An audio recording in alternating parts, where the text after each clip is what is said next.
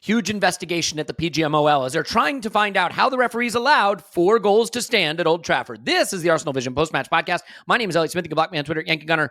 Look, the referee's job, quite clearly, is to ensure that there are no goals in football. And they did part of their job on Sunday, but 4 other incidents were allowed to stand where the ball went in the back of the net. And as a result of that, Arsenal do fall to their first loss of the season. And with that loss, they fall to top of the table. So yes, we are top of the league, and I think it allows us to have a conversation about this game that might be less fraught, less filled with dread and recrimination. It's easier to have that at the top of the table. I think some people will say, well, this was the first test and we didn't pass it. I actually thought the game at Crystal Palace was a harder game, but that's just me. But this is it. This is football, and it's not the highest scoring sport in the world, and sometimes you get sucker punched. I think that's a bit of what happened, but we'll see if everybody agrees on that. So we did an instant reaction yesterday. You can certainly listen to that if you are so inclined. We're going to need to do a rewatch of this because there's so much to pick out from it, and we can do that the proper way because the man, the myth, the legend, Clive is back from his holiday, which was not approved, so we will have to go over that in his annual review. He's on Twitter at ClivePFC. Hello, Clive. Yeah, hello. Look, Clive, I've been meaning to tell you there are people in this organization that are striving, some are thriving, and some are surviving. And I just want to get a sense of where you think you are in that continuum, having decided to take a week off and skiving. Skiving. I'm not sure. I will. The listeners that like me will tell me where I am, and the ones that don't will tell me where I am, and that's the way it goes, right? That's life. Actually, it's usually the latter that tell you where you are. The former tend to be a lot more quiet, unfortunately, but it's all good. So, Tim's on Twitter. It's Roberto. Hello, Tim. Hello there. And Paul's on Twitter. Pause my pants. Hello, Pause. Woohoo! It is an upbeat mood because we are all together, but it is a negative result. And I think the performance of certain specific players could be really interesting for discussion here. I think the overall question of were we dominant or were we not dominant or were we naive, all very interesting.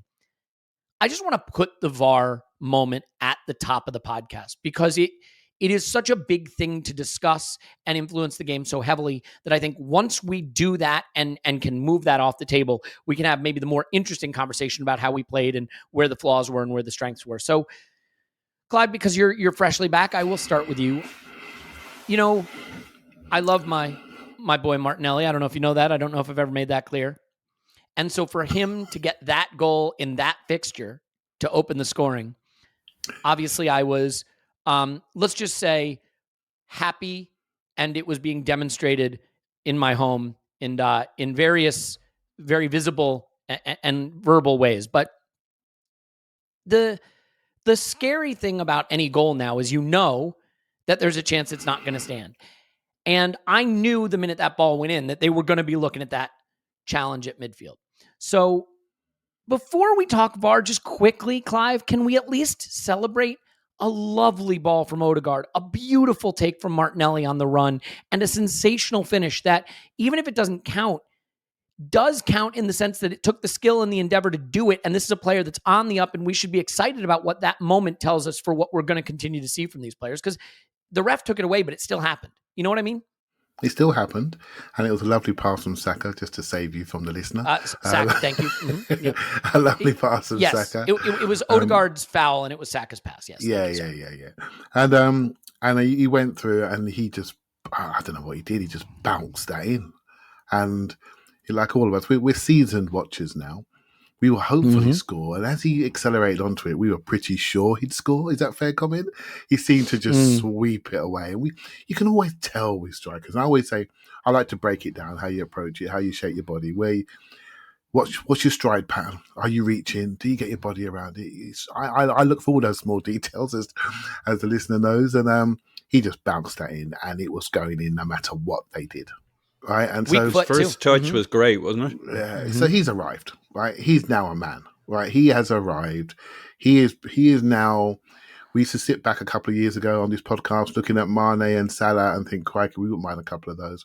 Well, we got 2 21-year-olds, 20-year-olds in our team that are doing the business at this age that Mane and Salah weren't doing. So just bring it, as we're a little bit depressed today, just think about that for a second. You know. Yeah. Because what I saw yesterday from those two was a man's performance in a man's game where they had little or no protection. Typical Old Trafford experience, which Tim has been to many, many times. And it's frustrating walking out of that ground in that. Oh, let's not go there, Tim. Let's not go there, right? I felt that was excellent. But I don't know if you want me to touch on VAR quickly. Just quickly on VAR as a separate thing. When we spoke about VAR on the podcast as it was coming in, the words I used was, I'm worried we're going to lose the soul of the game. And I chose them words really carefully. Because the soul of the game for me, when you are traveling like Tim was on the train yesterday, is to have that moment. And when that moment is now, you're not sure you're going to get it, it's quite depressing. Last year, when we came back against Wolves and Lacazette scored the last minute, I didn't jump up because for some reason I was in line with it and I thought it was offside and I didn't want to let myself go. So I missed probably one of the highlight moments of the home season and I didn't enjoy it. I missed it because I was just terrified they're going to take it away. Do you know what I mean? And, that's not good. And that's what happens quite a lot.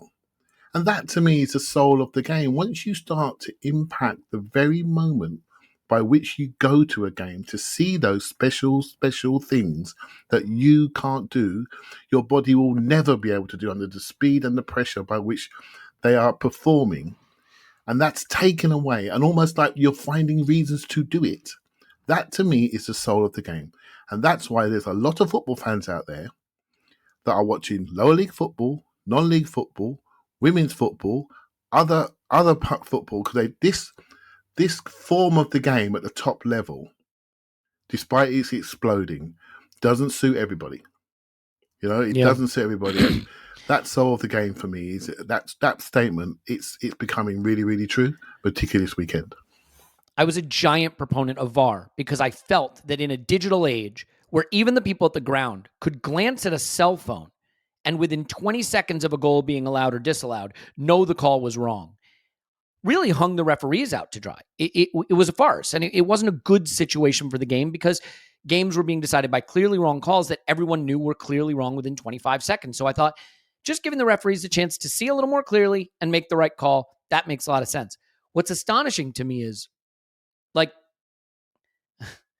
they still make the wrong call, or they're inconsistent, or their judgment isn't good. And so I know it bothers Tim because he believes that referees have a hard job and they make fewer mistakes than we may think. And I think that's right. I think VAR, in a way, has put a spotlight on their errors because they're just elevating their errors by looking at the same footage and making different decisions. There's a Tielemans barge that leads to a Leicester goal in the Brighton game that's allowed to stand. There's this one that's not. There's the goal against us, the Villa goal, right, with Ramsdale being obstructed. And there's no consistency to it. And so it is frustrating. And I have to admit, like, I think back all my years of watching the Premier League now, and I can think of the big moments and the big famous goals and the ones that get you off your seat. This was one of them. This is there. This is at that caliber. It's a big moment. It turns the tide of the game. It's a sensational piece of skill. And it doesn't count. It doesn't matter anymore. Now, Tim, what I will say is, if that referee blows that whistle in real time and calls that foul, I'd be like, oh, it's a little soft, but okay. It's a foul. Fine. You've seen them given, I guess you would say. But given what we know about the directive to let it flow and the clear and obvious error, the idea that you can look at that and come away thinking, I have to change my ruling on the pitch because this is clear enough, that's where it falls apart and becomes a nonsense. And it's such a shame to lose a moment of brilliance for a young man on a global stage who has done that piece of skill over something that's 50-50. And I honestly believe one of the mistakes of VAR are the slow motion replays.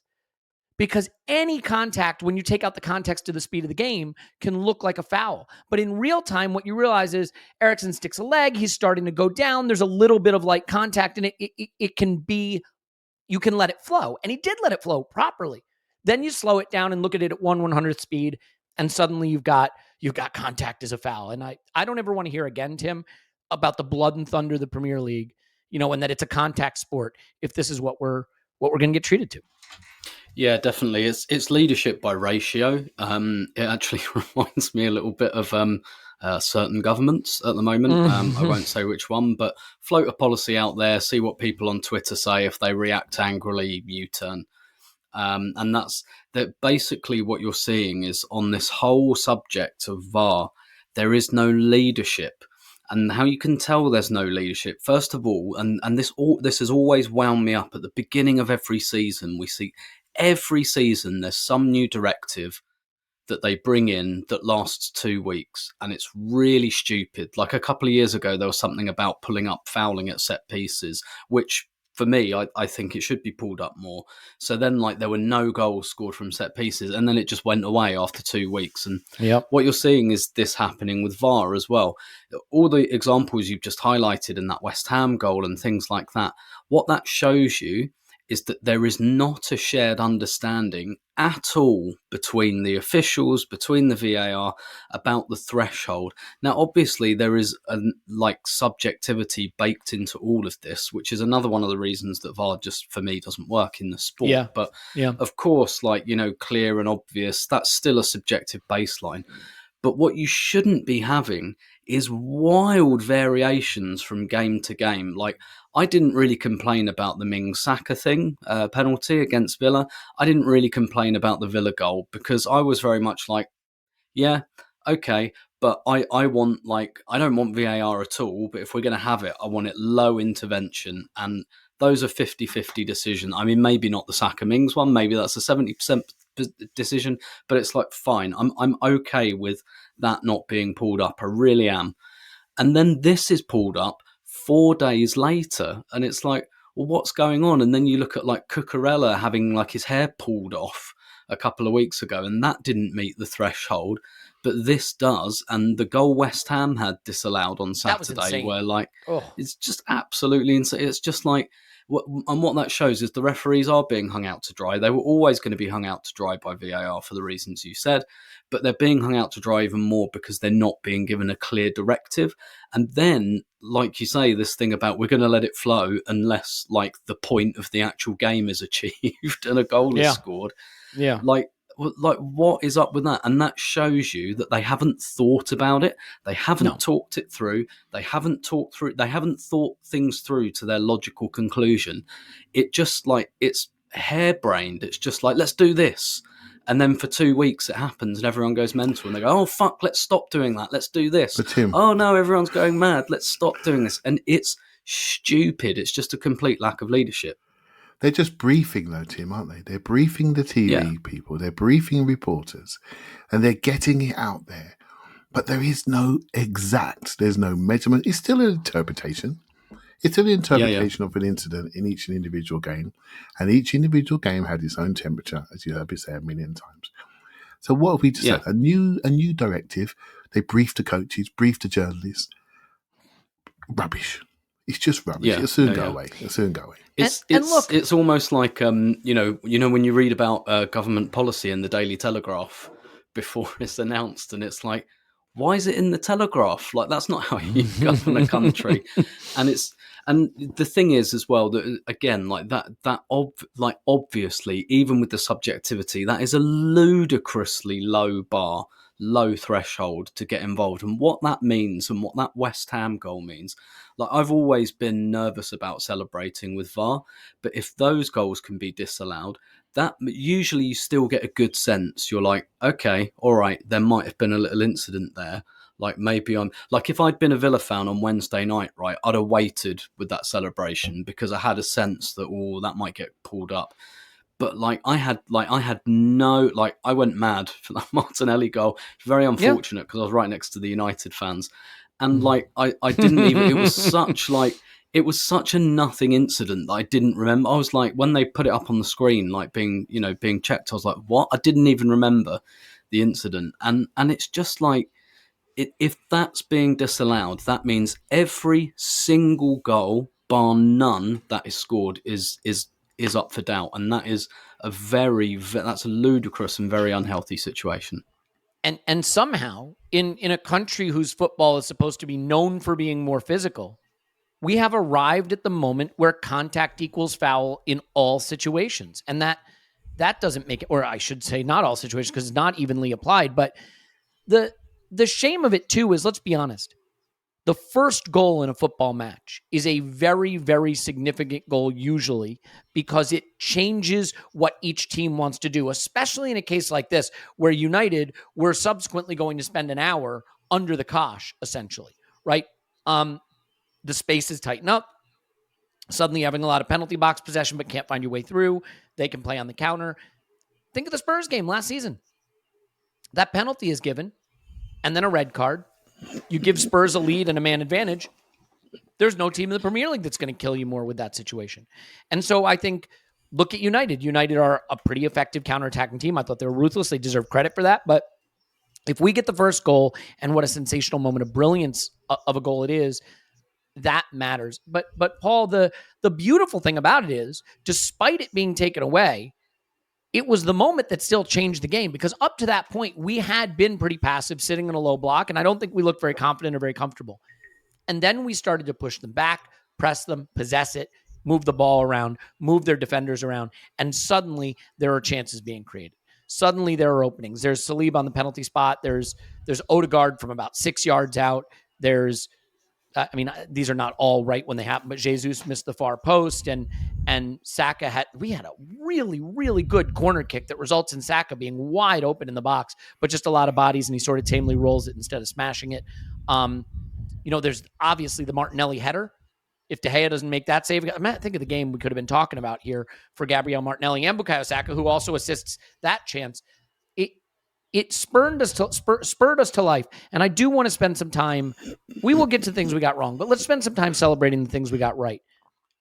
The football we played from that moment on is the football we've been seeing all season, and it was just as effective. I just think we were maybe that one little bit too hesitant to pull the trigger in the box or find the exact right chance to get off. We looked to be a little too precise in my view. Yeah, I think that's exactly right. I think that the one place we didn't play with full courage, confidence, with our identity was in the box. We took the extra touch. We over-elaborated. On the other side, they made sure to get their structure in place and to clog up the box. So it wasn't going to be an easy task. But I used the analogy yesterday that this was a fine Swiss cheese of a performance. Like the cheese itself, high quality, delicious. But it was one of those Swiss cheeses, you get them home and they got the big holes in it, not a few little holes. Look, you can't assess this performance without having it continually in your mind, but we got done on the counter, But like the times they did us on the counter, we were absolutely bashing them and battering them. And it wasn't them boxing clever. Ten Hag said his goal in this game was to stop us playing football. Well, how did that go? Not very well. He certainly didn't do that. No. No. I mean, I heard Gary Neville basically squealing in the second half with the pressure they were under before their second goal. You can't quite say it came out of nowhere, because when you look back on it, you can see the patterns. They get a guy into space, Eriksen. He hits it to Fernandes. Rashford makes the run, but that was it. That's what they had. Now, they had good structure on their side. But Arteta, I think, what I really enjoyed his his interview afterwards, because he went straight to the matter. He looked the guy straight in the eye and he said, our issue was we didn't kill the game. We had a period in the first half after the Martinelli moment, which goes right through till halftime, in which the only intermission is them getting one of their breakaway goals, I'm sure we're going to talk about. Yeah. And then the second half, we fucking battered them. And the play was so good. They couldn't live with it. We bewitched. We bewildered. When we got in the box, we didn't stick the fork in it is the problem. Yeah. We almost did. We had... Yeah. Jesus was fantastic. He was going to be, even with all that was going on, he was down for man of the match. You couldn't give it in the end because of how it turned out.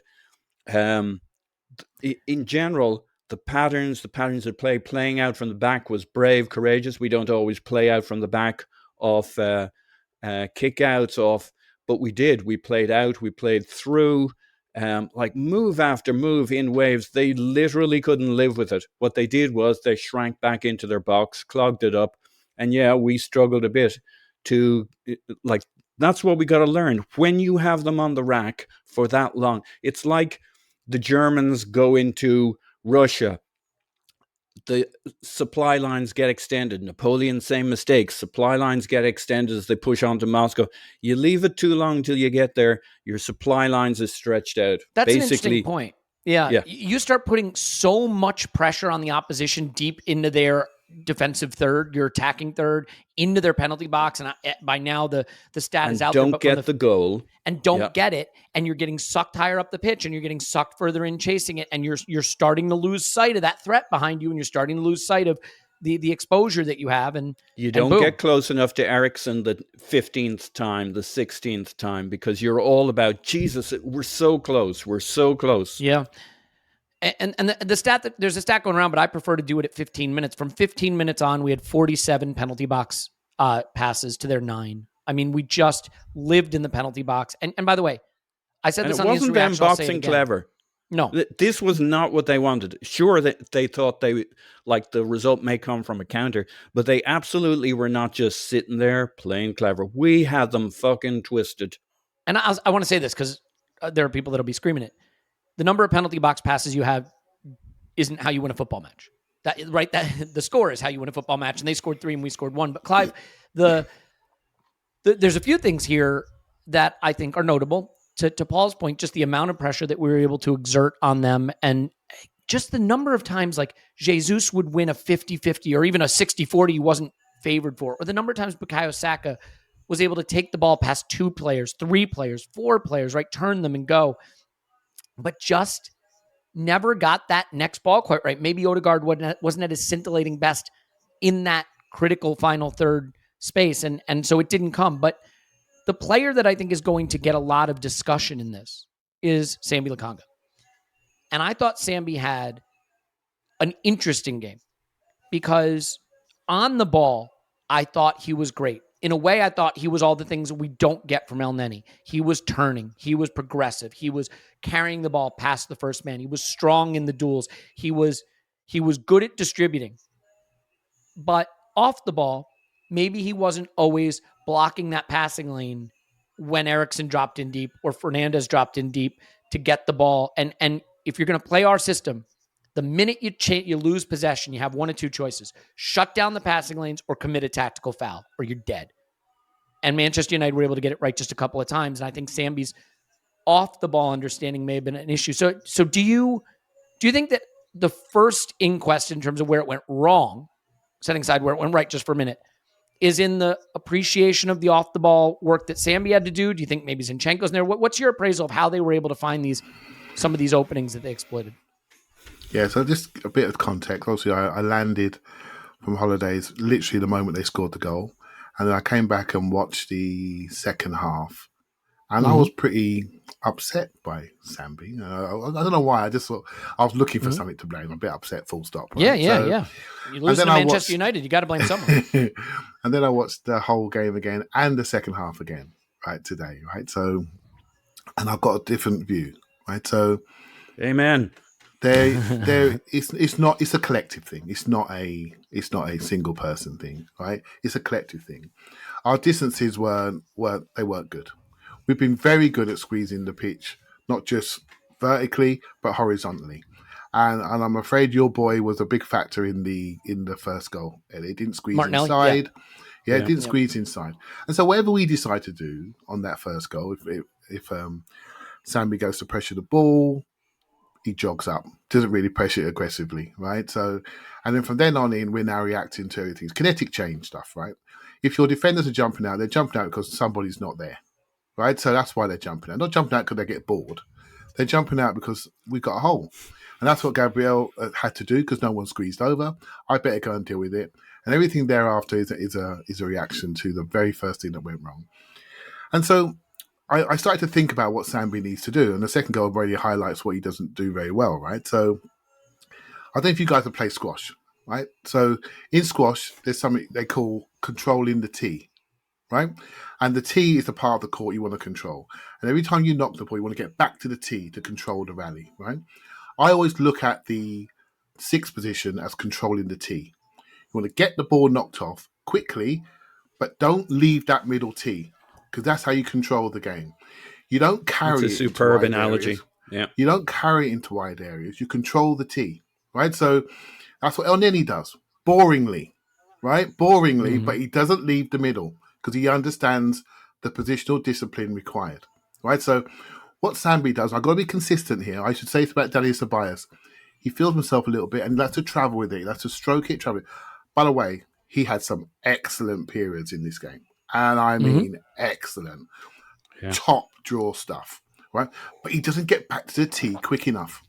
He needs to get back to the tee and control the centre pitch. And you take the space away by being there. So you don't actually have to leave it when you have the ball. You can just make the ball do the work. Make the ball do the work. It'll get there quicker than you anyway. Do you see what I mean? Yeah. And then control that space. That's what he has to learn if he wants to play that six, because he's got a lot of everything else. Trust me, he's got a lot of everything else. A little bit more energy, blah, blah, blah. But I felt we didn't get around him enough, and he was a little bit hard to read. That synergy that I saw in the midweek game, so was it Fulham or Villa? Other way, Villa. Villa. I didn't see the same thing, right? And I think I find myself, and I'm not sure I'm right here. I'm going to say it, but I don't think I'm right. I sometimes wonder if Xhaka could do that role better with his responsibility, particularly in big games away. Could he be the dad number 6, the 29-year-old that sits in there? Because Sambi's a natural floater. He wants to float and create angles. He wants to carry it to people and create short combinations, and out we go again. And then he travels over to get around it, and he's not in the tee. And I think they jumped into that space and no one else would get in there quick enough. We couldn't contract quick enough, even from the wings, even from Zinchenko, even from Xhaka, because we got into our shape.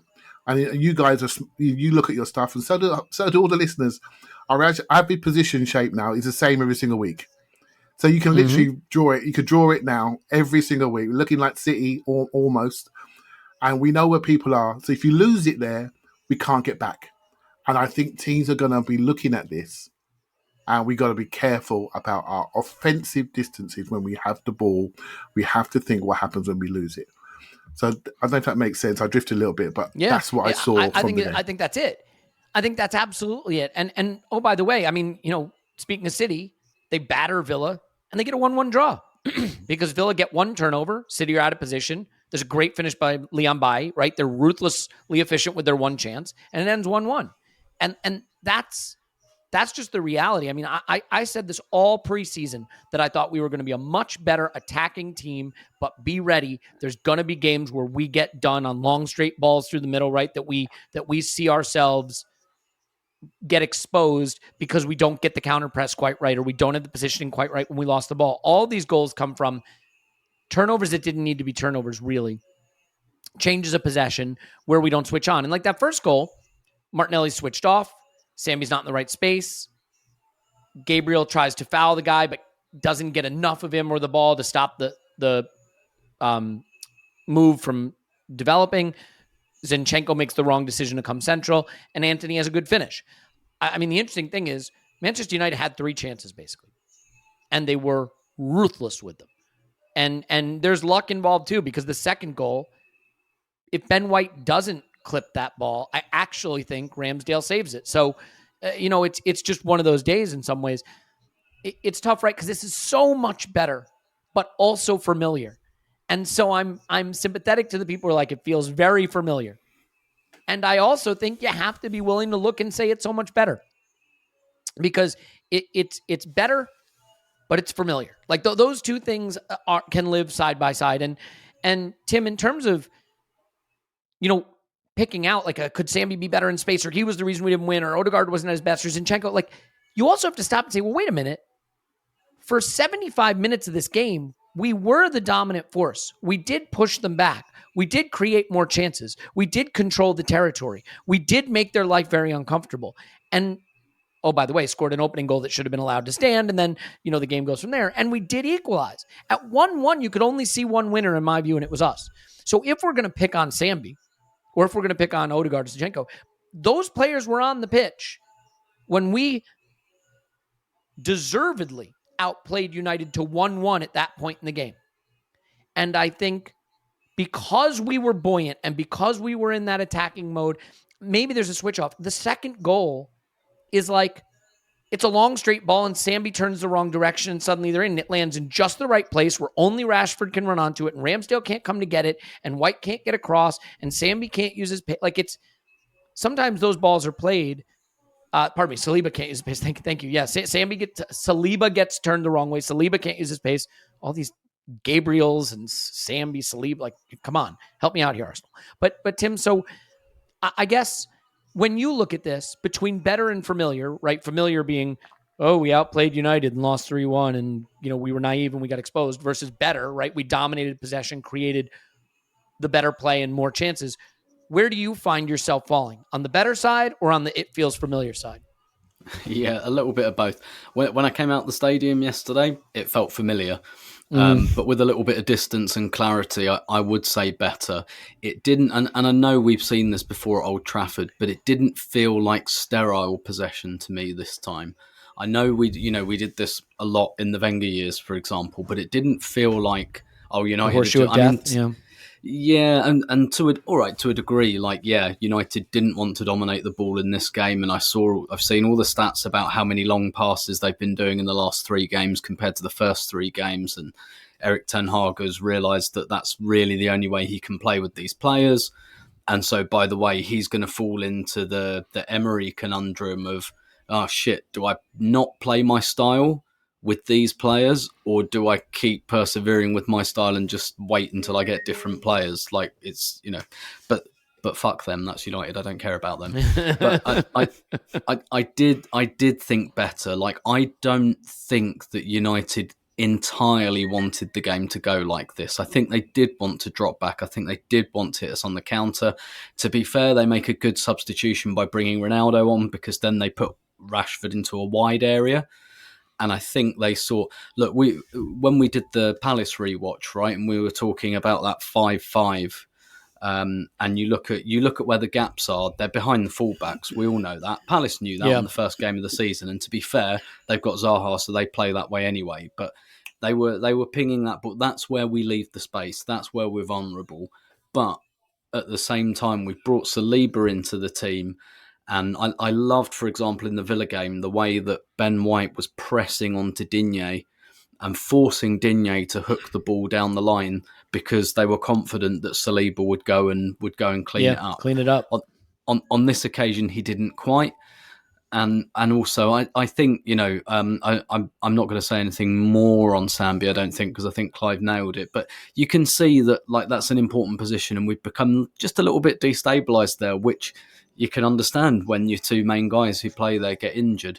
And I do suspect that we will see potentially Xhaka and Sambi still playing, but I agree with Clive. I wonder if we might swap them. And Xhaka went to the base of the midfield when we made the triple substitution towards the end, and I wouldn't mind betting that that's this might have. It feels to me a little bit like the El Neni. Last season, back end of last season, it felt like the light bulb, like, yeah, I think we've got to do this. And maybe lose a little bit of mobility there, but have a bit more maturity. But the game, to actually answer your question now, Elliot, the game that it reminded me most of was maybe Man City last season, the home game. Not quite at that level, because I do think there's an extent to which, United stopped us getting shots off. And that you've kind of got to give them credit for the way they defended, because, I do think they were thinking, okay, we'll let them get so far and then we'll keep them out. And I do think there's something to that. But Arteta talked about controlling the big moments, and that's why it reminds me of that City game. It's not, we weren't quite as good as we were in that City game, but we didn't control the big moments. The big moments went against us, and that's kind of what happened here as well. And that to me is the next phase for this team. The football's there now, the tactics there, the shapes there, all of that is there. The team IQ is there. It's some of the kind of soft factors, and what we've got to make sure is that like last season, we allowed injuries to destabilise us. We allowed a defeat to become 3 defeats. This time it's got to be, to quote All or Nothing Arteta, throw this in the bin, do that in the next game and you win it. If you play like that against Everton, you'll thrash them. And that's what we've got to keep doing. And look, we could have, when we got it to 1-1, shut up shop. We could have gone, brought on Holding and 5-3-2, whatever, like 3-5-2, whatever, and decided that a point at Old Trafford was enough. But in that moment, I think the manager and the players felt there was only going to be one winner, and it was us. And maybe, just maybe, we had lost a little bit of sight of the threat that playing a high line and pushing so high up leaves you with. And, you have to switch on a little bit. But Paul, like the thing with the midfield that I think is interesting, right, is it is the area of the pitch that we don't control possession so much through the midfield, but we control the counter pressing and the way we defend our high line with that group. You see what I'm saying? Like they become the first wave to protect when the ball switches possession. And I do think the other team gets to do tactics too. And maybe Ten Hag did have a sense of where he wanted Bruno or Eriksen to drop into, to buy them just that little bit of extra time to play it longer, because they were getting onto the ball and they were pinging some long passes. And we know the ones that they succeeded with, right? And the goals they scored, but there were other ones that were nearly as well. Sure. I mean, the game plan was get Eriksen into a pocket of space. He looks up, finds Bruno, or pumps it in behind if it's on. And most of the time we closed it down, but the more, like it's the supply lines analogy, the longer you're pushing, you're going to not get to him. If you look at the first goal, the problem is not that Sambi pushed up. Thomas Partey would have pushed up in that position too. We were almost man-to-man at that point. It's the fact that when Sambi pushed up, he didn't make a difference. He needed to be more intimidating, aggressive, get a leg out, slow it down. And Martinelli needed to be switched onto his man. Like everybody else was man-to-man. So the fact that Martinelli was walking, thinking it was everybody else's problem. Zinchenko then had two people. Like there was just, everybody else bit. And then you have players who don't have people covering them. The big thing for me with Sambi, I think what Clive said was brilliant. That the squash, the tee, I played a bit of squash. I totally means I wasn't able to dominate the tee. I was run around the court by like a big guy, a big chunky guy who can no longer run but can play squash will run you all over that court. And you see it in football all the time. The DM who isn't particularly athletic running the show. The thing about Sambi, though, is he's super clever. I don't know why I think that, but he just exudes it. He was so good on the ball. I think he was fantastic yesterday. He was his own Swiss cheese, apart from those holes. And those holes were, as Clive said, he tends to float. He tends to want to carry with the ball, but he's smart. So I don't want us to go away. We know what Chak is in that position, and I know why we might go to that as a fallback position.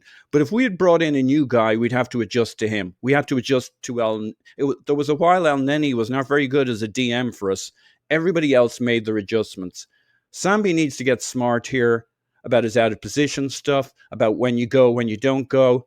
It reminds me of, I was on the Orient Express at one time, and I was in a carriage with Van Helsing. Yes, that Van Helsing.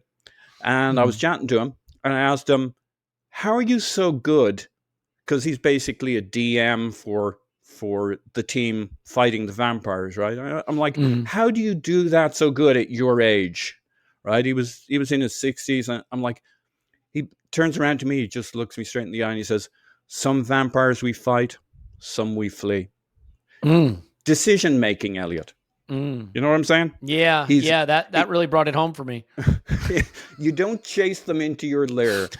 And so Sambi's just got to make those decisions a little smarter, a little better, and other people have to adjust to him. I'm like all in on Sambi I know everybody was excited about him as an 8-10.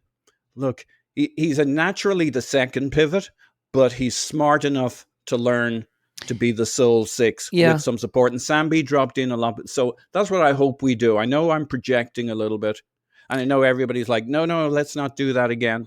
But I'm with the Clive's perspective of what's going on and Tim's perspective that, and your perspective, that we do that in the next game, we win. Yeah, look, here's the other thing. When you lose, the tendency in the conversation is to say, who were the players that played poorly or what were the mistakes we made that caused us to lose? How do we not get hurt again? Right. But if you do that with this game, then you have to at least acknowledge that these 75 minutes of, dominance and attacking third possession. Water, right? Yeah, exactly. Like, I want us to play this exact game again against Everton, and Everton will probably have a chance or two on the counter, and we'll probably win 5-1. Clive, the interesting player here is Odegaard to me in a way, though, because this is where you don't know what's tactics and what's individuals. Odegaard, so I've seen some people saying they didn't think he had a very good game. He misses a clear chance. Outside of that, I'm not sure he does much wrong, but other than the soft foul that he gives away to rob us of a great goal. The joke. But Jesus was dropping really deep in this game. If you look at his heat map, it looks like a Lacazette heat map from last season. He really was coming into midfield, and Odegaard was doing less of that.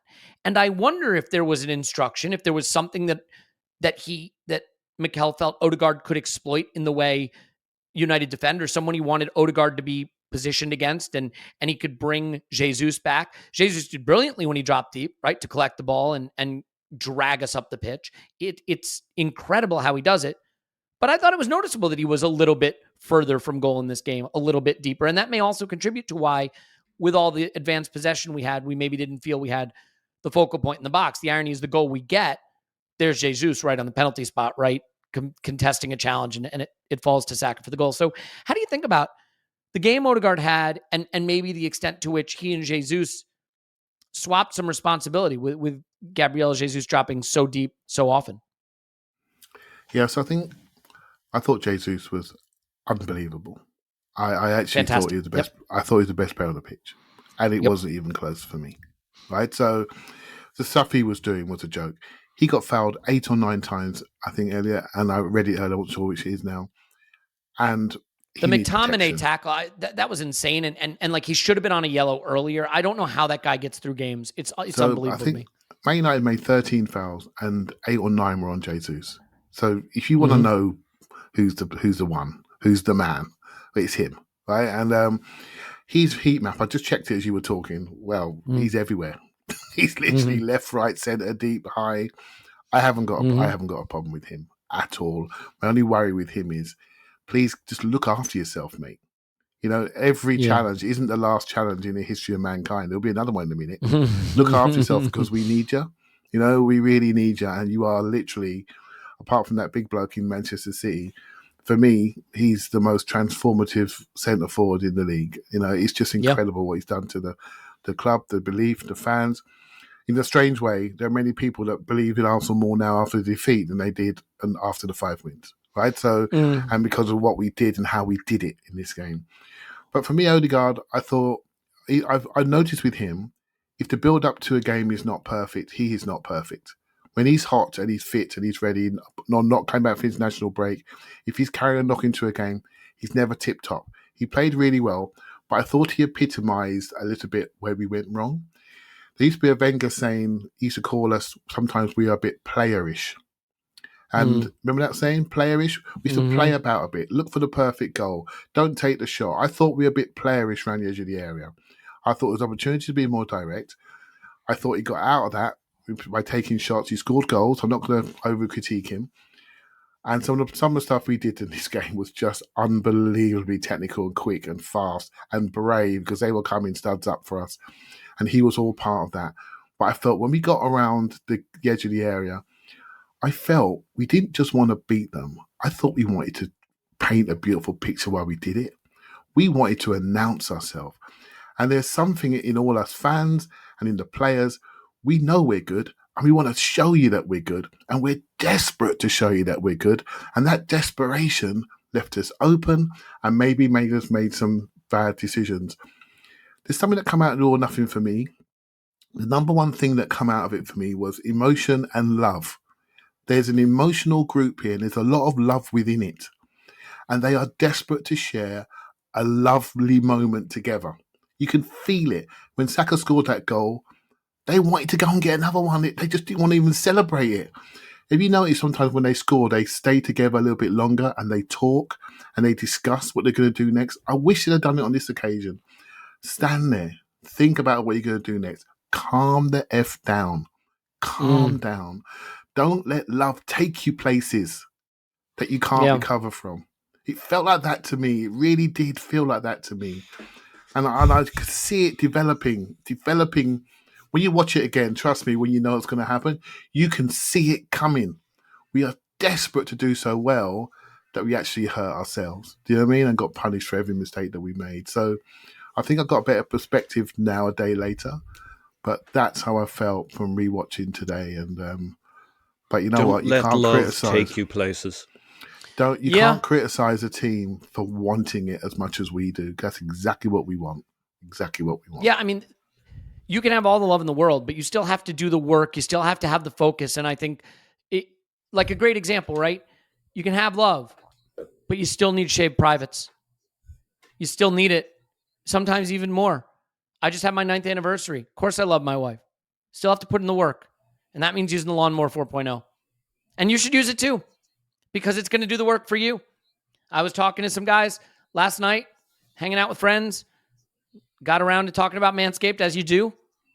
One of the guys said, I nicked myself so bad the other day. I got this razor in my shower. I said, why aren't you using the Lawnmower 4.0? He's like, I don't know. I don't have a good reason not to. And that's the point. If you do any kind of personal grooming, you should be using a tool that's good at it. It's just crazy. Like, I mean, think about the razors you use to shave your face. They've gotten so good. They've gotten so good. You wouldn't use one from like the 1930s, right? It was like made of stone, like a craggly stone that they just dragged across their face. No, now you got like a 7-blade masterclass and taking the hair. Well, you got the same thing for your private, so use it. It's called the Lawnmower 4.0. It is 9,000 RPM motor, skin-safe technology with ceramic blades. It's got a light so you can see what you're doing. It's wet, dry, works in the shower, long battery life. I can't remember the last time I had to charge mine. And then it does have the induction charger, so you can just set it in the cradle and charge it. And when you get the Lawnmower 4.0, you might as well go the whole hog, so to speak. Get the performance package, and you can get the toners and the deodorants and the shed travel bag. And you can get the Weed Whacker, which is a phenomenal tool for nose and ear hair, which as you get older, you may find you need. And all you have to do to do all that is go to manscaped.com and use promo code ArsenalVision to get 20% off and free delivery.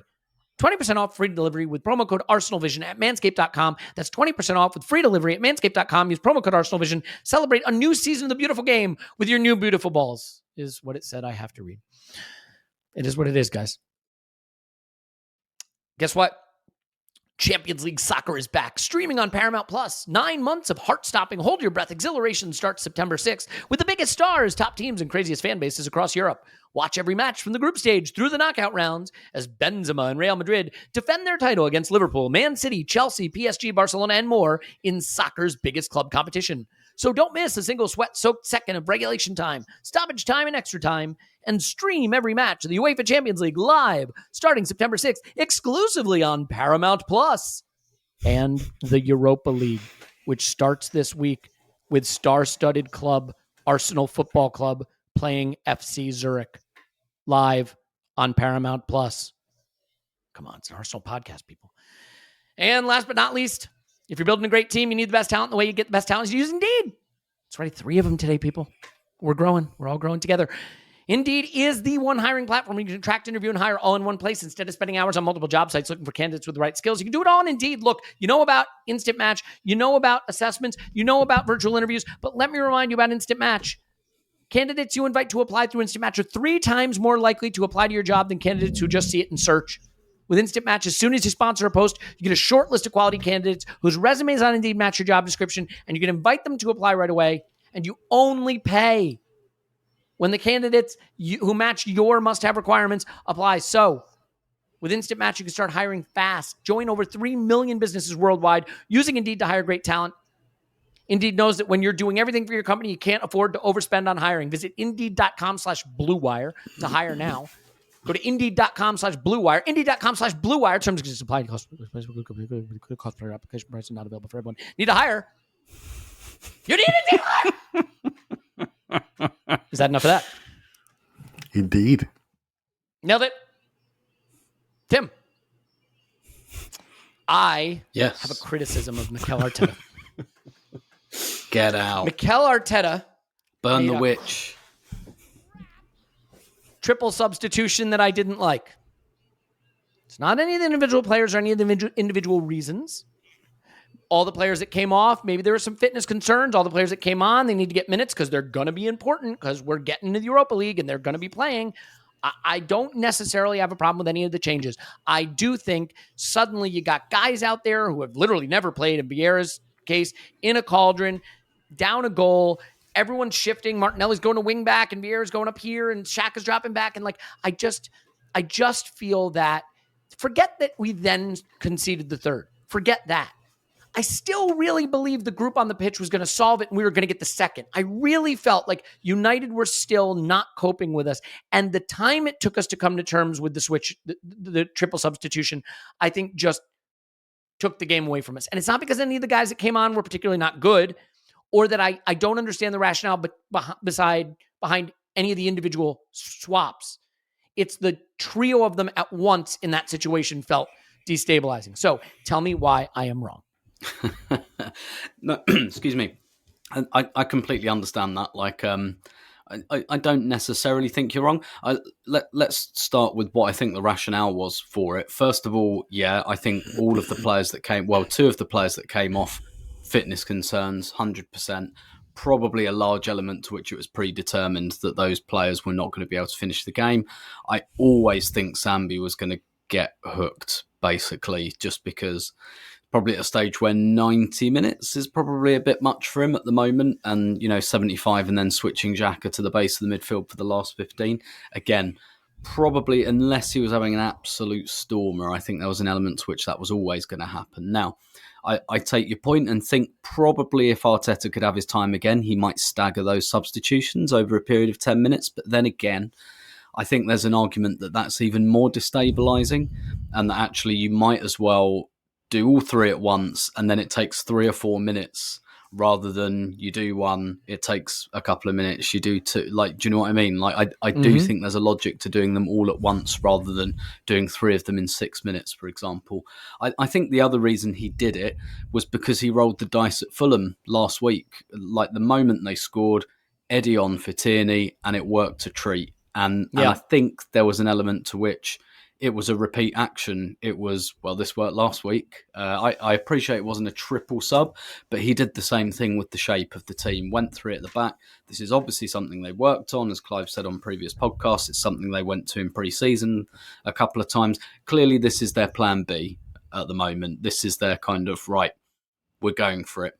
And the left back comes off and they go to wing backs, but not really wing backs, and they go from there. The thing is, and it's not insignificant, Man United score, and probably as a result, I do think the fact that there weren't really full backs at that point. I do also think we're within a whisker of getting away with it. Ben White, and actually Ben White in the Fulham game makes a block. I don't know if you remember at 1-1.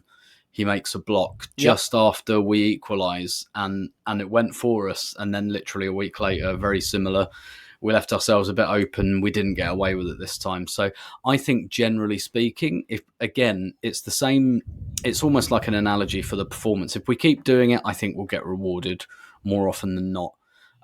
Maybe that's just because I've got Stockholm syndrome from the Wenger years where we did it a lot.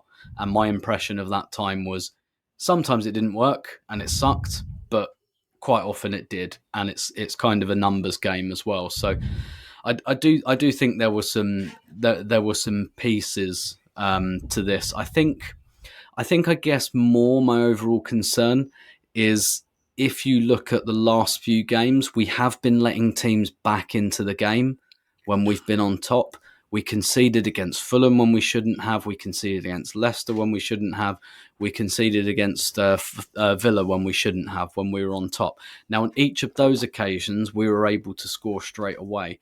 But I guess in hindsight, you'd say that was a bit of a warning sign that we've been letting teams score kind of crappy goals when we've been when we should have been out of sight anyway. And I guess the addendum is this time this is a slightly better team than those teams, and they're playing at Old Trafford, and they're really good on the counter and stuff like that, and maybe we played into their hands a bit. So the substitution, I think it's an isolation thing anyway. I certainly wouldn't call anyone an idiot who thought that, but I do think there's an element to which once you roll the dice, and you kind of got to roll the dice, even if, Elliot, you do it like the way the way you were talking about there, like, let's just keep doing this. Something personnel-wise had to change, probably for fitness reasons, and I do think there's a bit of an adjustment. But I don't know, the TLDR of this point is basically, look, we got caught on this one. It's undeniable. Like, they scored just after we did it, so bang to rights, governor. But I do kind of think I hope we do it again next time. I guess that's what I'd say. Yeah, it's tough. The one thing I'll say about the we've been letting teams back in the game thing, I want to differentiate that from last season when we'd take a lead and then sink into our shell and let teams back in the game by letting them have the ball and push us back and, get a feel for the game and get into the game. This season, yes, teams have gotten jammy goals off us, when they probably shouldn't have, but that's the point. Like, they're against not the run of play.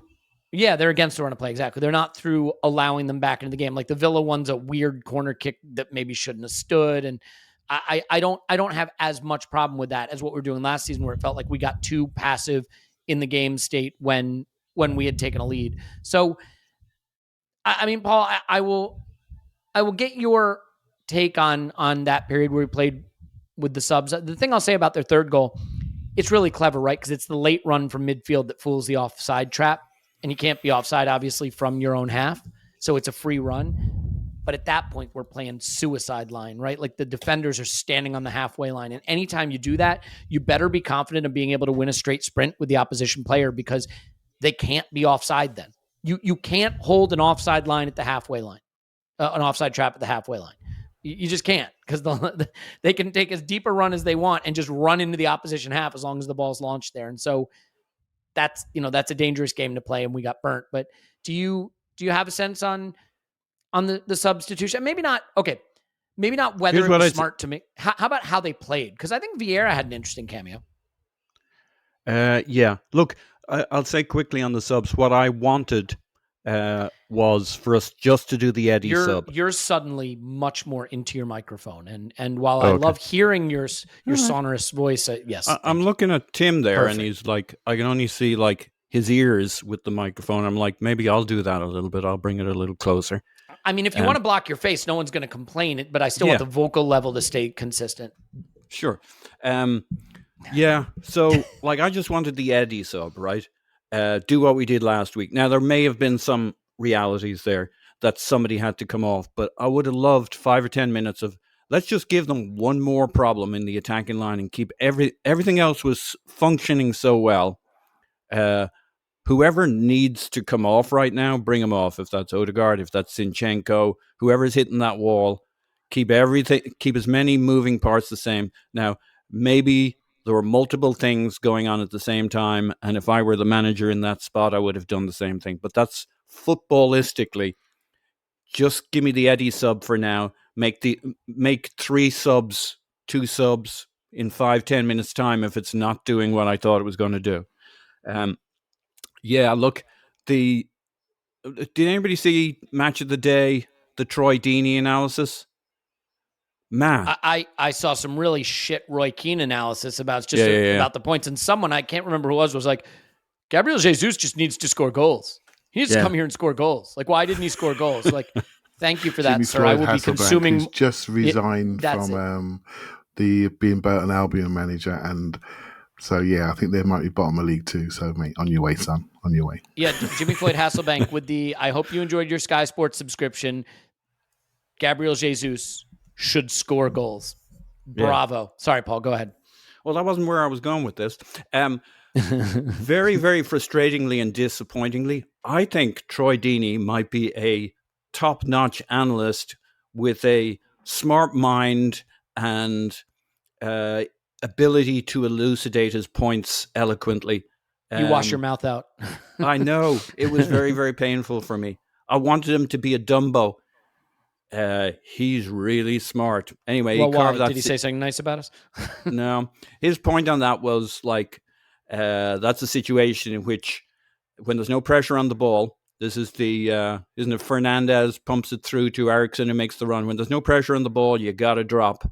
And now, you can disagree either way, but it's a very interesting discussion that many in the biz would say, yeah, if you're going to play the offside line, there are times when you got to drop.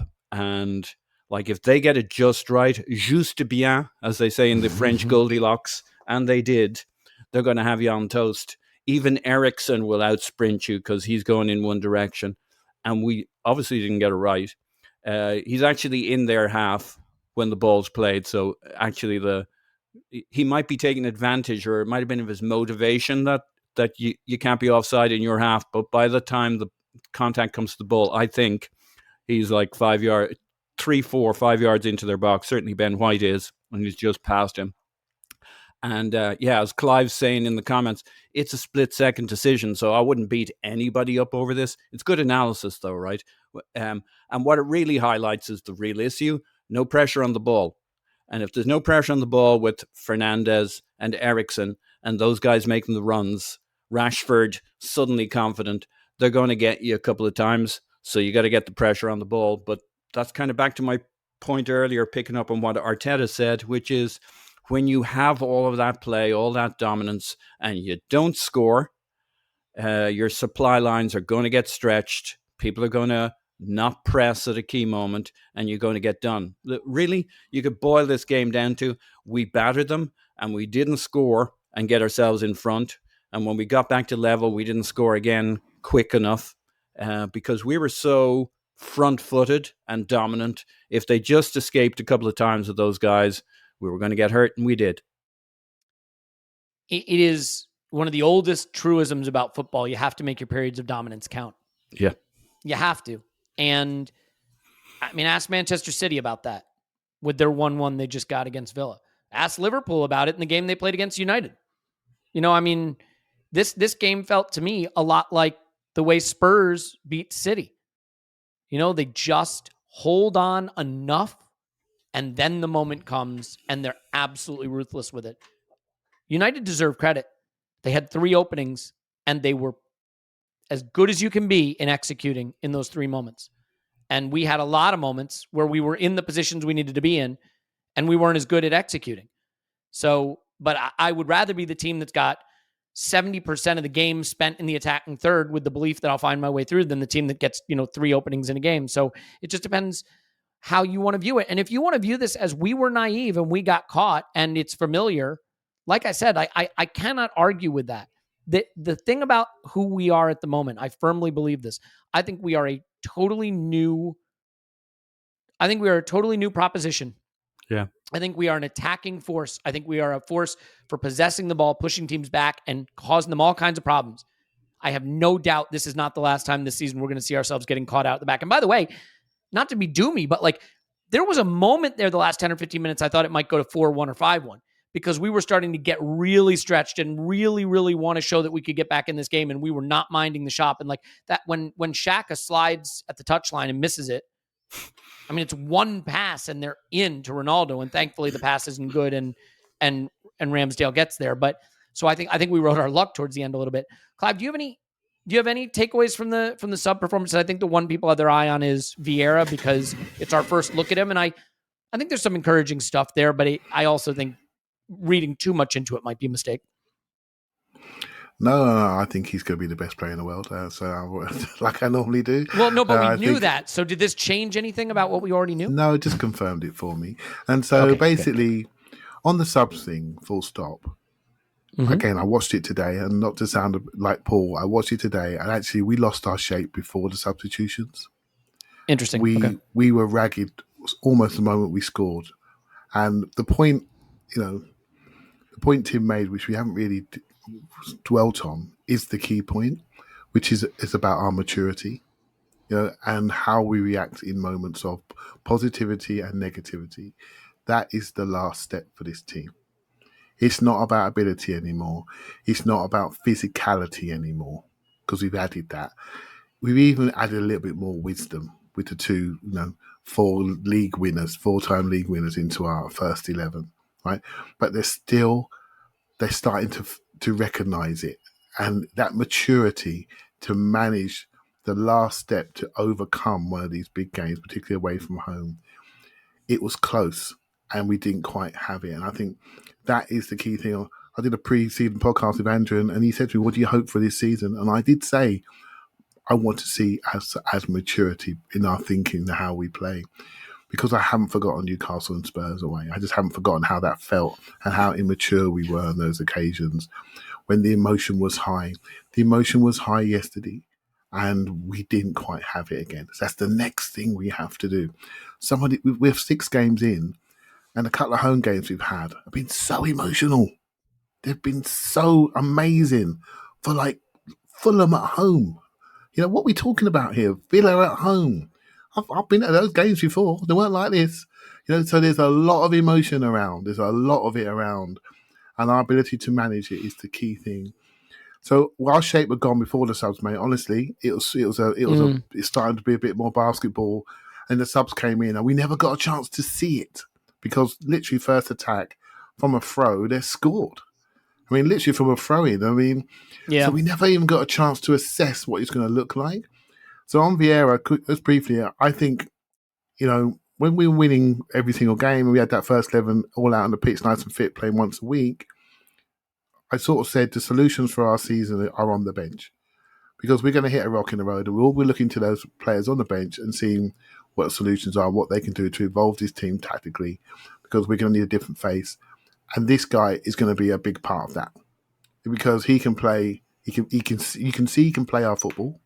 He plays our way. He moves it our way. His brain is the same as the rest of them, but he has a level of directness at the moment, which is quite interesting. That pass into Martinelli from right side to left back post, my goodness, I can barely see that from my settee. So how has he seen that at ground level, right? So I think we got something there with him. How we introduce him is going to be really interesting, but I think I can see a position for him where Xhaka plays, actually. That's what I can see, but in some games, and as a Saka rester on occasions for minutes.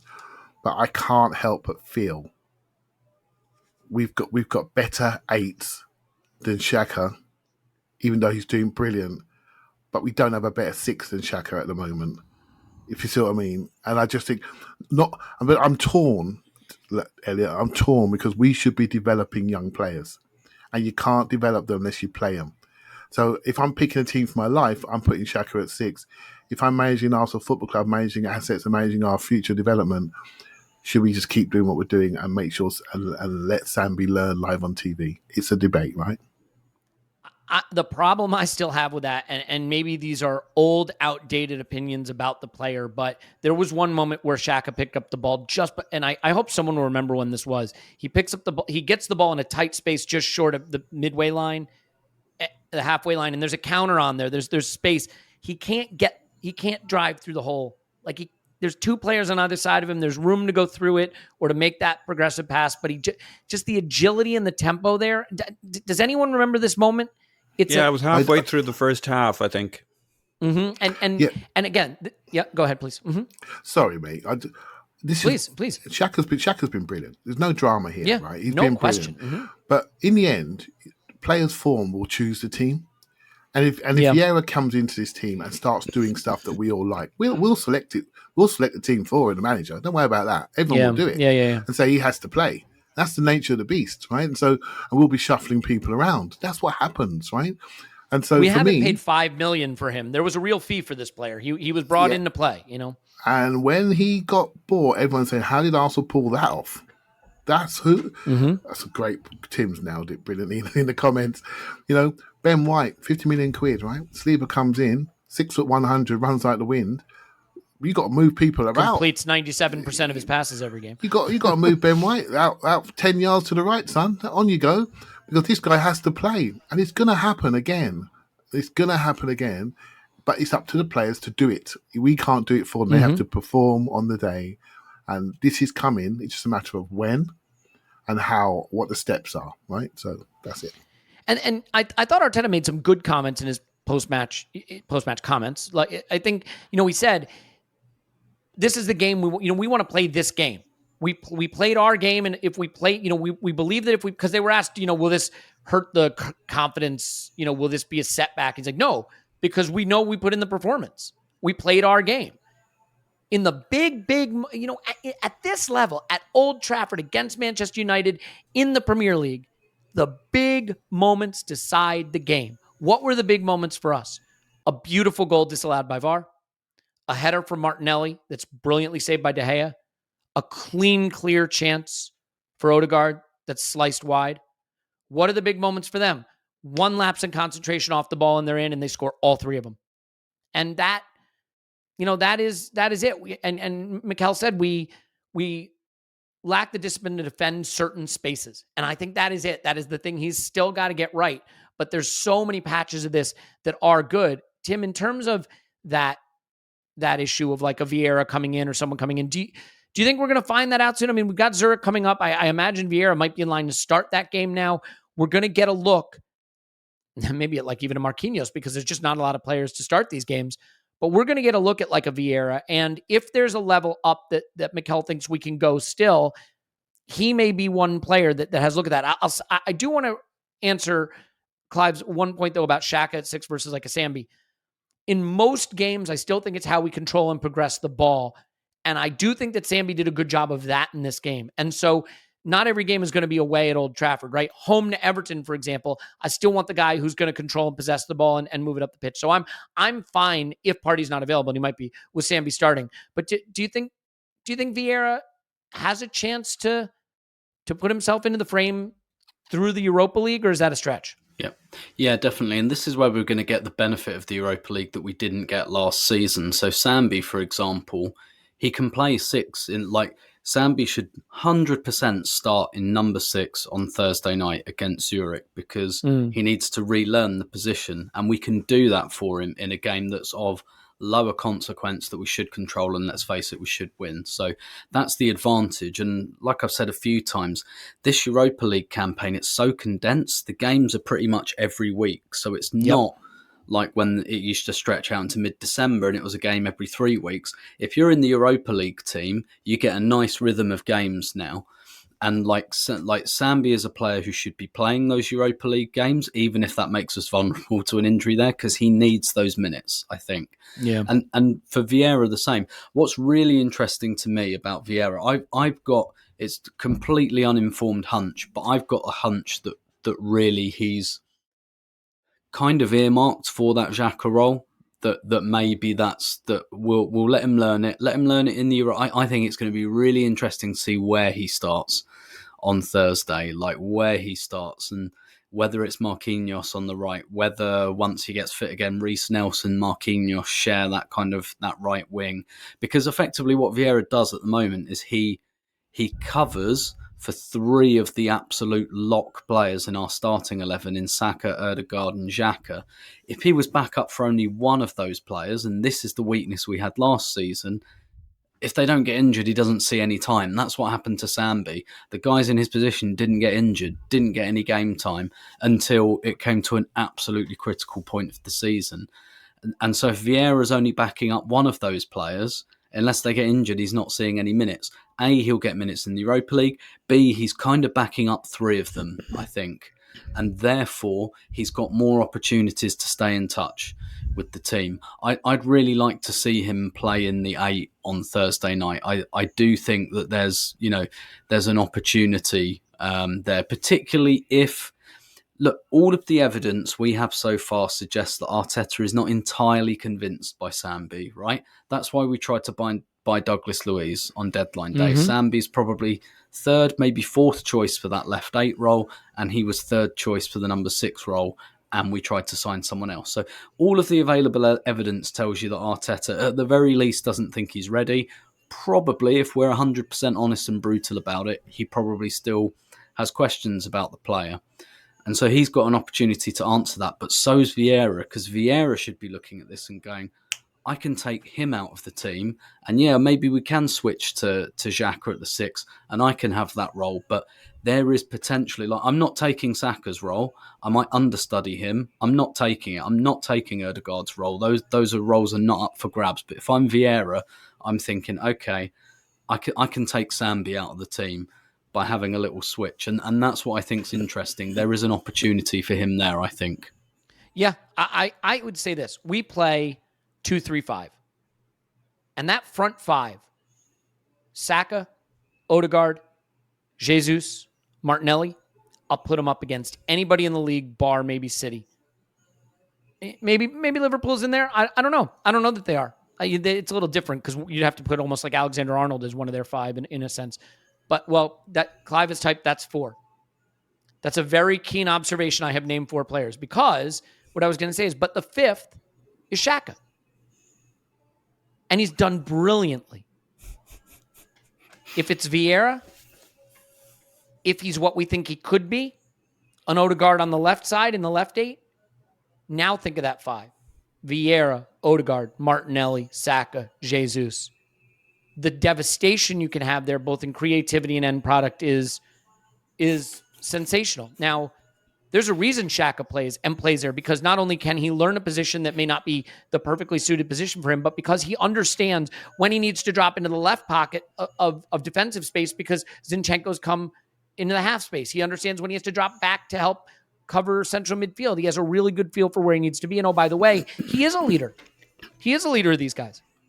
And you're talking about replacing him with another kid.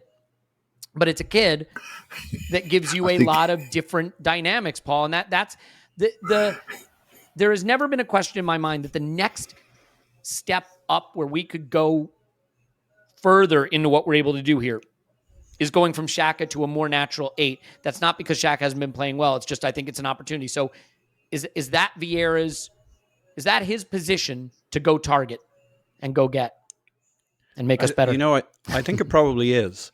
But I just can't help listening to us. And I don't disagree with anybody, with Tim, with you.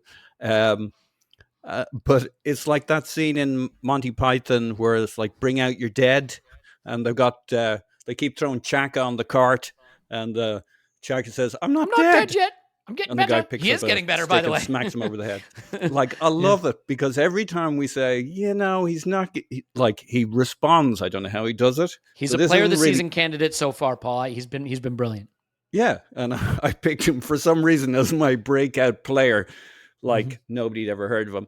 But, like, just to surprise for this season, just because he keeps doing it. You know, this was a little quieter game for him. I think he dropped in a lot besides Sambi to help Sambi out. Maybe that, maybe he didn't shine quite as much maybe he had a lot of stuff to keep his eye on and let other people do their things. A lot of the genius was coming up the right-hand side. The poetry was the right-hand side. We were trying to keep it a little tighter on the left. But yeah, I do actually think the most natural position for Viera is on as the left 8. But he's all like, I saw him in that under-21 game, and he looked like an under-21 player. Not in terms of skill and ability, but like he didn't pop out of that game as like, and now it was only whatever 4 or 5 minutes of no, actually they showed that one live, so I saw a good chunk of that game. That's why I thought I saw the second half of it, or the half he was on, and like he was good, but like he's and that's not a measure of who he is. He's just settling. He's just arrived. This is his first game, but physically he's very slight. So unless he's really settled in and really playing, I think he'll get lost in a few games at this point in the season. Like, interesting. They'll just run past him. But his time will come. That time could. Europa League's going to be great for him. He'll come along. But I still think it's probably next season. For those people rubbing their hands thinking, bring out your dead, throw Xhaka on the top, smack on the head with the stick, they might have to wait another season or so. But yeah, I do actually think that's the most... that and Odegaard's spot are his most natural spots. And this is the hard part. This is why you've got to be really sensible when you analyze football. Because whatever you want to say about, well, this clearly doesn't work, or Sambi's this, or that, like, We're top of the league. We have a +7 goal difference through 6 games. We have 14 goals scored, right? That's a lot of goals, 7 allowed. The only teams that have scored more goals than us, City and Liverpool got 9 of their 15 in one game. We're third in expected goals. We are narrowly behind City for the second meanest defense in the league, right? So all this hand-wringing about, they scored 3 goals and we were naive. Like, our defense is not giving a lot away. And, guess what? Granit Xhaka started every one of those games for that team that has one of the best attacks and one of the best defenses and tops the table. You just can't, you can't look at how we played and not just the results, but the performances. Baby and bathwater. Exactly. And not accept that every one of these pieces is a part of it. And, when you talk about, we were talking about, was this better or was this familiar? I get the familiarity, but the familiarity is more a time of Arsene Wenger, where we were actually a really good team, finishing top 4 every season, scoring a lot of goals, but we were occasionally naive. You know what's familiar? Familiar is Brighton away last season. Familiar is Newcastle away last season. That's the recent familiar. Familiar is Palace away last season. Familiar is the games where we showed up and got pushed back and got dominated and couldn't get our foot on the ball and couldn't complete 3 sequences of passing. Familiar is Palace at home last season, where we took an early lead and looked good, and then we just sunk back into our own defensive third and couldn't complete 3 passes in a row for 50 minutes while Palace got back into the game and nearly beat us, except for Lacazette's one open play goal actually, I think it was an own goal. But the point is, that's familiar. Familiar isn't we're dominating at Old Trafford and they score some counters. That's familiar if you're talking 2012. But the recent familiar is Brighton away, Palace away, Newcastle away, and this ain't that. And we don't look like that anymore. We don't look cowed. We don't look bullied. We don't suck back into our own defensive third and try to play long balls. And I think that this is sustainable for results over time. Paul and I were talking on the instant reaction, Clive, that he thinks 23 wins gets us top 4. I'm not convinced. We're going to get 23 wins if we play this way. And so now the question is top 4 a good enough goal? And so I'll ask you this, because we were talking about this off mic before we started. I was doing an exercise in my mind saying, let's say I could just swap our squad with another squad in the Premier League. Just swap it. Take theirs, they take ours. I'd probably do it with City. You have to be honest. You do it with City. Is there another one you definitely do it with? Would you do it with Liverpool's maybe aging out of their best squad? I'm not sure. I wouldn't do it with Spurs because they're just Spurs players. You can't do that. But all kidding aside, like, they got 2 really good attacking players who are over age. And no. Would you do it with Chelsea's mess? No. I wouldn't do it with United. So I don't think there's anything wrong with saying we should go on and finish 2nd or 3rd in this league at a minimum 4th, because I wouldn't swap this squad with anyone bar City potentially. So I don't know. I'll ask you, do you see another squad that you would swap this one out for?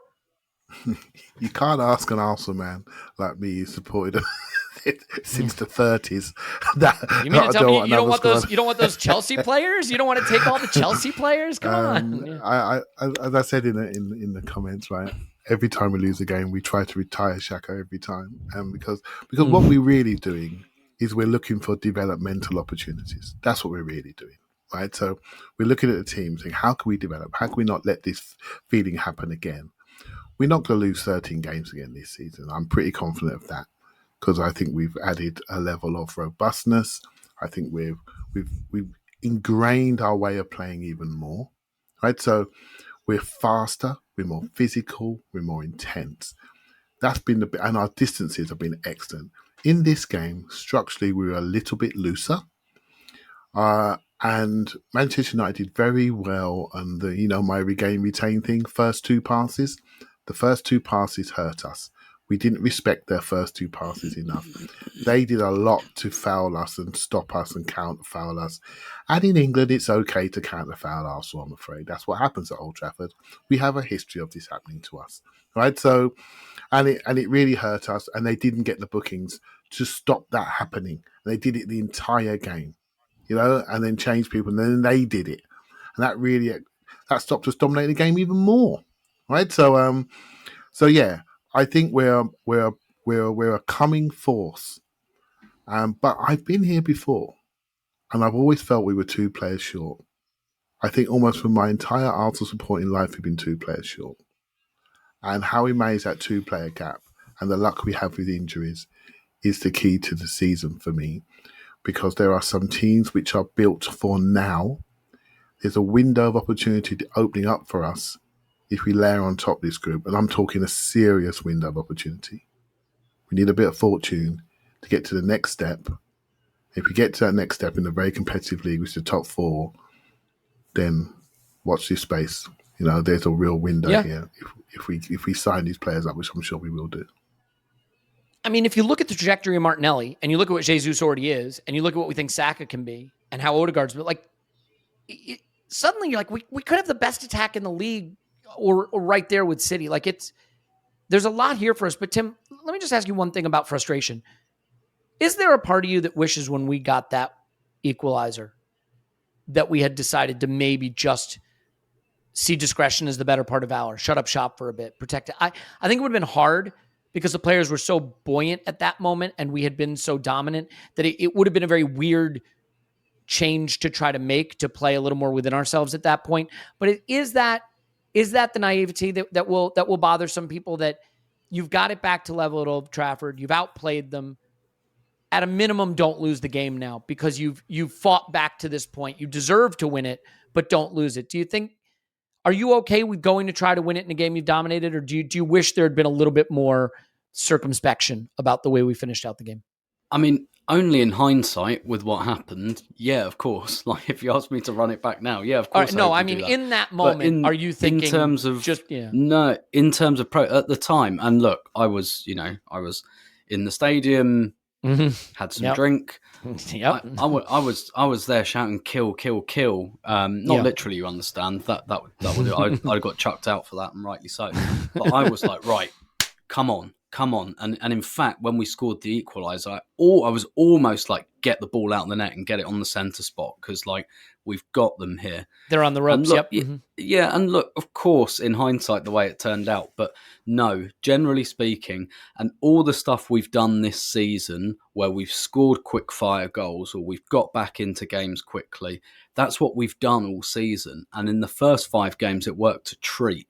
That we've been able to go, right, here we go, step into that gear. And it's what we're finding is it's much easier to reach top gear when you're always quite near it, right? When you really come away from it, it's very difficult to go back up. But if you're always at least 80-90%, easier to get to 100. And that's what we've been doing all season. And it's like, but again, basically, I think it's a numbers game. So let's say Leicester, Fulham, Villa, this game, 4 of our 6 games so far, we've had a little bit of adversity, conceded a goal we shouldn't. 3 of those games, we rode the emotion and we went and scored. This time we tried it and it didn't work. But the maths basically shows you that it works 75% so far. It's worked 75% of the time, hasn't worked 25% of the time. And look, small sample size and all of that. But basically, I think the trajectory would go into the 80s, 85% wise extrapolated. Yeah, you'll lose a couple of games doing that. You will. But I think you'll win more doing it. And I look at a team like Liverpool, or at least who Liverpool have been. That's what they do. They go for you. They absolutely go for you. And yeah, look, the reason I guess it's more naive here is because United just happen to be a really good counter-attacking team. That just happens to be their real strength. And, I think about a game like Spurs, for example, and it's like, well, maybe be careful there. Maybe use this as a bit of a lesson. Maybe you could have been a bit more circumspect. But again, a bit like the sub, over the course of a season, do this. Do it, because it will work more often than it won't. It didn't, and the triple sub didn't work. Going for them didn't work. I do tend to think it's relatively good process. I mean, there is a point you come to where I look at the Invincibles, for example, and I know people joke about them having 12 draws. Most of those draws actually had a very similar theme, where we were away from home, we were a goal up, the other team equalised, they're on top, and at that point, look at how many times the substitution happened during that season where either Gilberto or Edu came on for a striker. We went 4-5-1 and we went, right, we've read the temperature of this game. Let's not lose it. Yep. yeah, let's 1-1. That's it. Let's not lose this 2-1. And, you know, that's obviously that team was at the absolute apex of its maturity and this one isn't.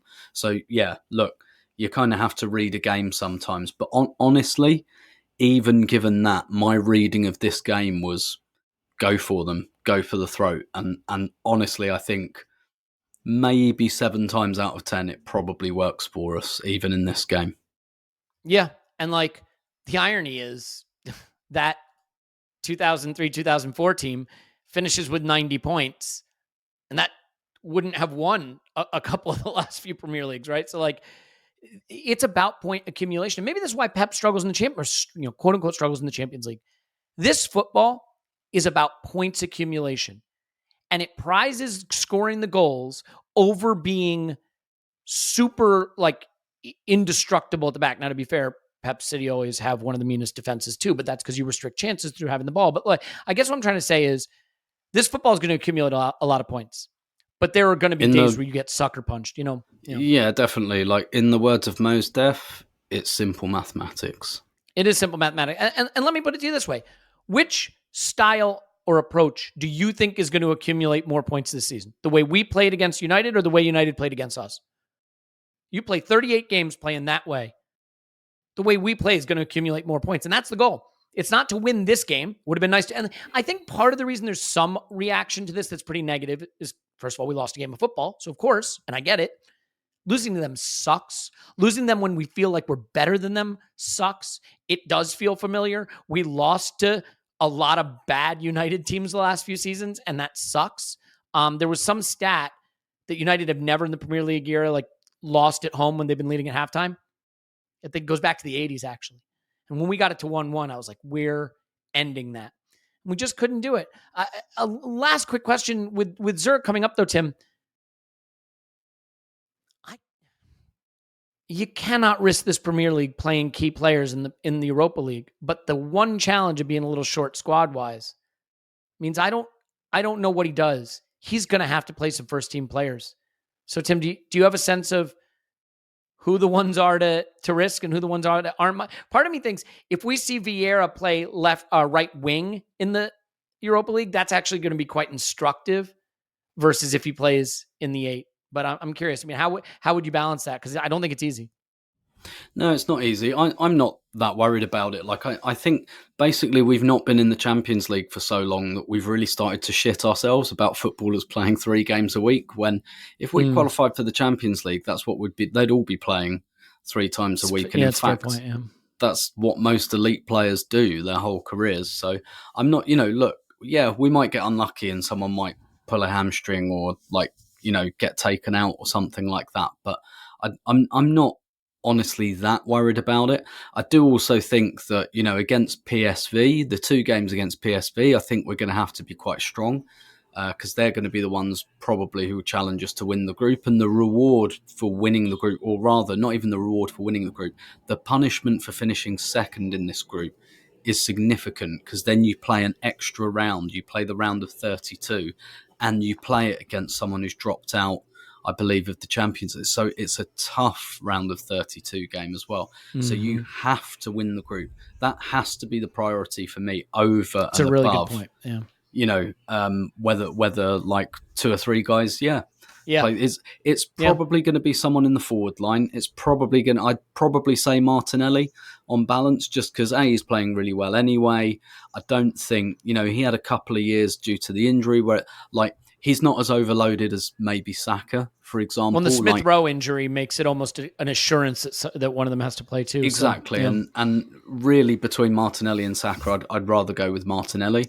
Yeah. And also because if something does happen to him, I mean, there is a more natural replacement in Smith Rowe. So I'm not hugely worried about playing a couple of players, who might have to play 3 games a week because I just think that's normal. We should remember that 2 or 3 of our recent injuries were got during training, not during playing. So a Europa League group stage game isn't the most scary thing for a player to play in injury-wise. Yeah. Clive, you had a final point there? Yeah, just a final point. We have got 5 subs now in this competition and in the league, and this is when it kicks in. When you're playing 3 games a week, That's when you use your 5 subs. When you're playing once a week and you're in tight games, then you don't, right? You do what you have to do. But now we may see a few of these players start. They don't have to end the game. They could be off at half time if we're doing well, So I think how we share minutes now, minutes is a new currency. How we share minutes over these next 19 games, whichever it is, before we shut down, is the key. That's going to be the thing that the sports scientists are going to be watching, not the starts, the minutes. Yeah, that's a good point. Maybe we could use the goal machines, Nuno Tavares and Fuller and Balogun, to come back and score some goals since they can't be stopped right now. It'll be interesting, and it'll be fun because my guess is Marquinhos will get some minutes in this game. Wouldn't surprise me if that happens. I think Viera will start. I'm sure Nketiah will start. It does get a little tricky to start figuring out which first team, regulars get the day off beyond that, like in midfield. Sambi probably starts again, I guess. Maybe it's Shaq and Martinelli. But it seems crazy to say, we're going to play all these first team players in midweek. Well, to Tim's point, we may just have to do that and not shit ourselves about it. So it is what it is. Look, keep playing this football. I was in the Discord right before the United game kicked off, and I said, I don't know what's going to happen today, but I know this. We're going to play well. And we did, because this is a team that plays well. That's what we do now. I trust it, and maybe that makes me an absolute fool, but I trust the way we're playing, and I trust it's going to continue. So we'll see. It's Zurich Thursday, Everton at the weekend. We'll try to get you a rewatch, I guess, tomorrow for patrons, and then, instant reaction Thursday. Well, then there's still a Wednesday. We'll do lots of content. How about that? We'll just give you content, and you consume it when, if you'd like. That works for me. Paul's on Twitter, Paul's my pants. Thanks, Paul. Woohoo! Tim's on Twitter, Roberto. Thanks, Tim. My pleasure as always. Clive's on Twitter, Clive BFC. Welcome back, Clive. Thank you very much. My name's Elliot. You can block me on Twitter, Yankee Gunner. Keep your heads up, everybody. Still top of the table, and that is the goal. We love you, and we'll talk to you after Arsenal 10, Zurich. No.